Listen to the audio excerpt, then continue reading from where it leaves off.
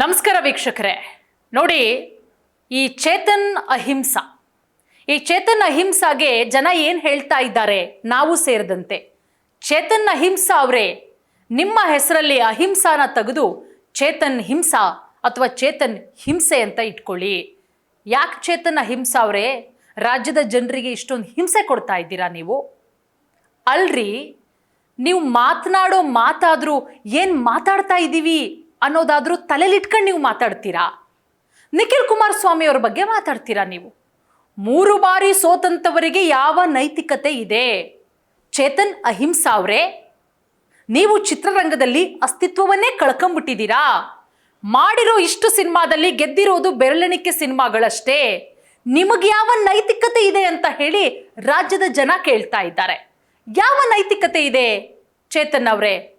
ಅಣ್ಣವರ ಸ್ಮಾರಕದ ವಿಚಾರಕ್ಕೆ ಸಂಬಂಧಪಟ್ಟಂತೆ ಅವರ ಹುಟ್ಟುಹಬ್ಬದ ಸಂದರ್ಭದಲ್ಲಿ ವಿಶ್ ಮಾಡುವಂತಹ ನೆಪದಲ್ಲಿ ಏನು ಹೇಳಿದ್ರಿ? ಸ್ಮಾರಕಕ್ಕೆ ಯಾಕೆ 2.5 ಎಕರೆ ಕೊಡ್ತು ಸರ್ಕಾರ ಅನ್ನುವಂತಹ ಮಾತಾಡಿದ್ರಿ. ಬೇರೆಯವ್ರಿಗೆಲ್ಲ ಕೊಟ್ಟಿಲ್ಲ, ಅಣ್ಣವ್ರಿಗೆ ಕೊಟ್ಟಿದ್ದಾರೆ, ಎಲ್ಲರ ಹತ್ರನೂ ಚೀತಿ ಅಂತ ಹುಗಿಸ್ಕೊಂಡ್ರಿ. ಚೇತನ್ ಅಹಿಂಸಾ ಅವರಿಗೆ ಯಾವ ನೈತಿಕತೆ ಇದೆ, ಯಾವ ಅಧಿಕಾರ ಇದೆ ಈ ರೀತಿಯ ಪ್ರಶ್ನೆಯನ್ನ ಕೇಳೋದಕ್ಕೆ? ಅಣ್ಣವ್ರ ಬಗ್ಗೆ ಅವರು ಕೊಟ್ಟಂತಹ ಕೊಡುಗೆಗಳು, ಅವರು ಮಾಡಿರುವಂತಹ ಹೋರಾಟ ಒಂದೇ 1% ಅಷ್ಟು ಚೇತನ್ ಅಹಿಂಸಾ ಅವರು ಮಾಡಿದಾರಾ? ಚೇತನ್ ಅಹಿಂಸಾ ಅವರು ಪ್ರಚಾರ ಪ್ರಿಯರಾ? ಈ ರೀತಿಯ ಮಾತುಗಳು ಕೇಳಿ ಬರ್ತಾ ಇದೆ. ಹೆಂಗೆ ಅಂತ ಹೇಳಿದ್ರೆ, ಅದೇನೋ ಕೊಟ್ಟುಬಿಟ್ಟು ಅದೇನೋ ಒಡಿಸ್ಕೊಳ್ಳೋದು ಅಂತಾರಲ್ಲ, ಹಂಗಾಗಿದೆ ಚೇತನ್ ಹಿಂಸೆ ಅವರ ಮಾತುಗಳು. ನಿಖಿಲ್ ಕುಮಾರಸ್ವಾಮಿ ಅವರ ಬಗ್ಗೆ ಮಾತಾಡ್ತಾರೆ. ನೋಡಿ, ನಿಖಿಲ್ ಕುಮಾರಸ್ವಾಮಿ ಅವರು ಚೇತನ್ ಅವರು ಕೊಟ್ಟಂತಹ, ಅವರು ಮಾಡಿದಂತಹ ಟ್ವೀಟ್ಗೆ ರಿಪ್ಲೈ ಮಾಡ್ತಾರೆ, ಹೇಳಿಕೆಯನ್ನು ಕೊಡ್ತಾರೆ. ಅದು ಒಂದು ಕಾರ್ಯಕ್ರಮಕ್ಕೆ ಹೋದಂತಹ ಸಂದರ್ಭದಲ್ಲಿ ಚೇತನ್ ಅವರ ಅಹಿಂಸೆ, ಅವರ ಹೆಸರಲ್ಲಿರುವಂತಹ ಅಹಿಂಸೆ, ಮಾತಿನಲ್ಲಿ ಹಿಂಸೆ ಇದೆ ಅನ್ನುವಂಥ ಹೇಳಿಕೆಯನ್ನು ಕೊಡ್ತಾರೆ. ಅಣ್ಣವರ ಬಗ್ಗೆ ಹಗುರವಾಗಿ ಮಾತನಾಡೋದು ಅಹಂಕಾರದ ಪರಮಾವಧಿ, ಪ್ರಚಾರದ ಗೀಳು ಅಂತಲೂ ಕೂಡ ಹೇಳ್ತಾರೆ ನಿಖಿಲ್ ಕುಮಾರಸ್ವಾಮಿ ಅವರು. ಚೇತನ್ ಅಹಿಂಸಾ ಅವರ ಟ್ವೀಟ್ಗೆ ತೀವ್ರ ಆಕ್ರೋಶವನ್ನು ಕೂಡ ನಿಖಿಲ್ ಕುಮಾರಸ್ವಾಮಿ ಅವರು ವ್ಯಕ್ತಪಡಿಸ್ತಾರೆ. ಅದರ ಜೊತೆಗೆ ಇವರಿಬ್ಬರ ನಡುವಿನ ಈ ಒಂದು ಟ್ವೀಟ್ ಸಮರ ಏನಿದೆ, ಇದೇ ಈಗ ಸಿಕ್ಕಾಪಟ್ಟೆ ಚರ್ಚೆಗೆ ಕಾರಣ ಆಗಿರೋದು. ನಾವು ಚೇತನ್ ಅವರನ್ನ ಪ್ರಶ್ನೆ ಮಾಡ್ತಾ ಇದ್ದೀವಿ, ರಾಜ್ಯದ ಜನ ಪ್ರಶ್ನೆ ಮಾಡ್ತಾ ಇದ್ದೀವಿ. ಪ್ರಜಾಪ್ರಭುತ್ವದಲ್ಲಿ ನಿಮಗೆ ಯಾವ ರೀತಿ ಕೇಳೋ ಹಕ್ಕಿದೆ ಅಂತ ನೀವು ಹೇಳ್ತೀರೋ, ಎಲೆಕ್ಷನಿಗೆ ನಿಲ್ಲೋದು ಅದು ಪ್ರಜೆಗಳು ಕೊಟ್ಟಿರುವಂತಹ ತೀರ್ಪು ನಿಖಿಲ್ ಕುಮಾರಸ್ವಾಮಿ ಅವರಿಗೆ. ಅವರು 3 ಬಾರಿ ಆದ್ರೂ ಸೋಲಿ, 300 ಬಾರಿ ಆದ್ರೂ ಸೋಲಿ, ನಿಮಗೇನ್ರಿ ಚೇತನ್ ಅವರೇ? ಅದು ಜನ ಕೊಟ್ಟಿರೋ ತೀರ್ಪು. ನಿಖಿಲ್ ಕುಮಾರಸ್ವಾಮಿ ಅವರು, ನಾನು 3 ಬಾರಿ ಸೋತಿದ್ದೀನಿ, ಜನ ನನ್ನನ್ನ ಸೋಲಿಸ್ಬಿಟ್ಟು ಮನೇಲಿ ಕೂರಿಸ್ಬಿಟ್ಟಿದ್ದಾರೆ ಅಂತ ಹೇಳಿ ನಿಖಿಲ್ ಕುಮಾರಸ್ವಾಮಿ ಅವರು ಯಾವತ್ತಾದ್ರೂ ಮನೇಲಿ ಕೂತಿದ್ದಾರಾ? ಅಥವಾ ನಿಮ್ಮ ತರ ಪ್ರಚಾರ ಪ್ರಿಯರಾಗಿ ಬೇಕಾದಂತಹ ಸಂದರ್ಭದಲ್ಲಿ ಎಲ್ಲೋ ನಾನು ಅಸ್ತಿತ್ವ ಕಳ್ಕೊಂಡು ಹೋಗ್ತಾ ಇದ್ದೀನಿ, ಸಿನಿಮಾಗಳಂತೂ ಓಡ್ತಾ ಇಲ್ಲ, ಜನ ನನ್ನನ್ನು ಮರ್ತು ಬಿಟ್ಟಿದ್ದಾರೆ ಅನ್ನೋ ಸಂದರ್ಭದಲ್ಲಿ ಏನೋ ಒಂದು ವಿಚಾರವನ್ನ ಎಳ್ಕೊಂಬಂದು ನೀವು ಸುದ್ದಿ ಆಗ್ತಿರಲ್ಲ, ನಿಮ್ಮ ರೀತಿ ಏನಾದರೂ ನಿಖಿಲ್ ಕುಮಾರಸ್ವಾಮಿ ಅವರು ಮಾಡಿದಾರಾ? ಚೇತನ್ ಅಹಿಂಸಾ ಅವರೇ ಉತ್ತರವನ್ನ ಕೊಡಿ.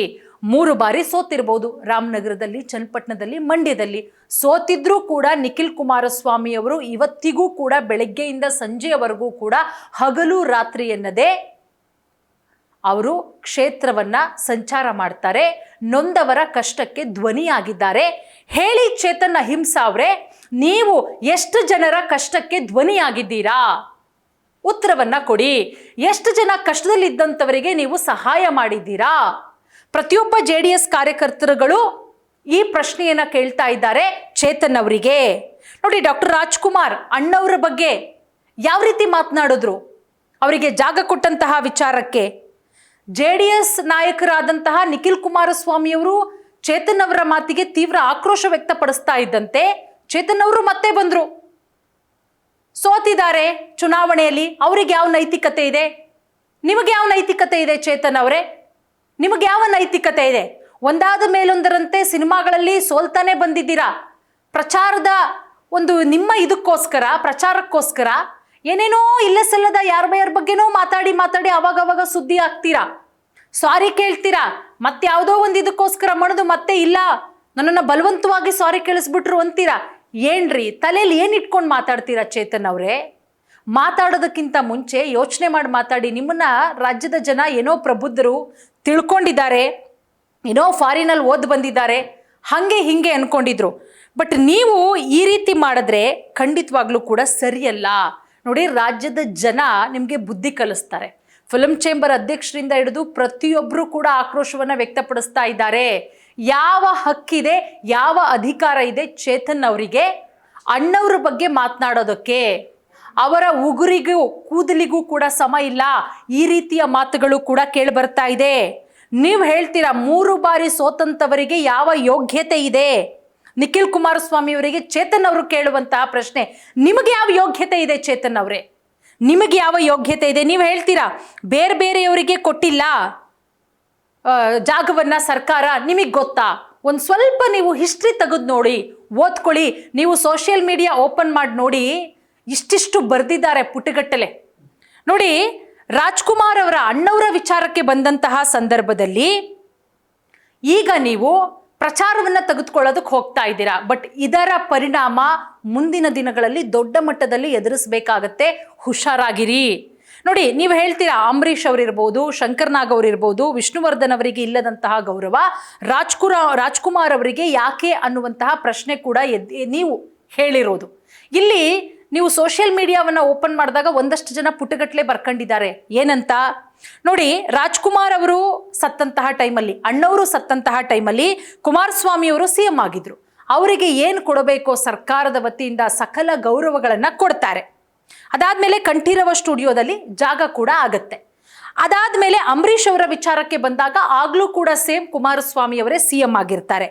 ಇನ್ನು ಶಂಕರ್ ನಾಗ್ ಅವರ ವಿಚಾರಕ್ಕೆ ಬರೋದಾದ್ರೆ, ಅವರು ಕೂಡ ಕನ್ನಡಕ್ಕೆ ಸಾಕಷ್ಟು ಕೊಡುಗೆಗಳನ್ನು ಕೊಟ್ಟಿದ್ದಾರೆ. ಕನ್ನಡ ಚಿತ್ರರಂಗಕ್ಕೆ ಅವರನ್ನು ಮರೆಯೋದಕ್ಕೆ ಸಾಧ್ಯವೇ ಇಲ್ಲ. ಇವತ್ತಿಗೂ ಕೂಡ ಆಟೋ ಡ್ರೈವರ್ಗಳು ಅವರ ಹೆಸರನ್ನ ಹೇಳ್ತಾರೆ. ಅವರಿಗೂ ಕೂಡ ಕೋಟ್ಯಾಂತರ ಅಭಿಮಾನಿಗಳಿದ್ದಾರೆ. ಶಂಕರಣ್ಣ ಅವ್ರಿಗೂ ಕೂಡ ಅವರ ನೆನಪಿಗಾಗಿ JP ನಗರದಲ್ಲಿ ಸುಮಾರು 2ನೇ ಹಂತದಲ್ಲಿ ಸರ್ಕಾರ ಜಾಗವನ್ನ ಕೂಡ ಕೊಡುತ್ತೆ.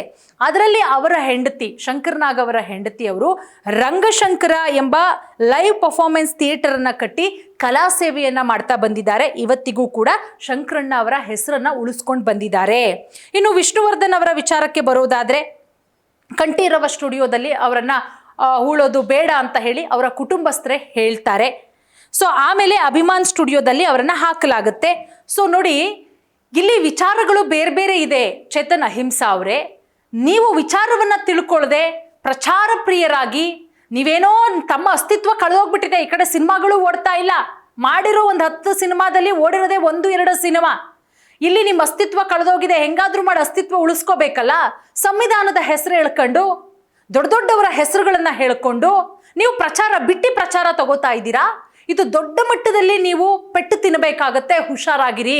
ರಾಜ್ಯದ ಜನ ಎಚ್ಚರಿಸ್ತಾ ಇದ್ದಾರೆ. ಇಲ್ಲಿ ನಿಖಿಲ್ ಕುಮಾರಸ್ವಾಮಿ ಅವರ ಬಗ್ಗೆ ಸೋತಂತವರಿಗೆ ಯಾವ ನೈತಿಕತೆ ಇದೆ ಅಂದ್ರೆ, ನೀವು ಅಸ್ತಿತ್ವವನ್ನೇ ಕಳ್ಕೊಂಡಿದ್ದೀರಾ. ನಿಮಗೆ ಯಾವ ನೈತಿಕತೆ ಇದೆ?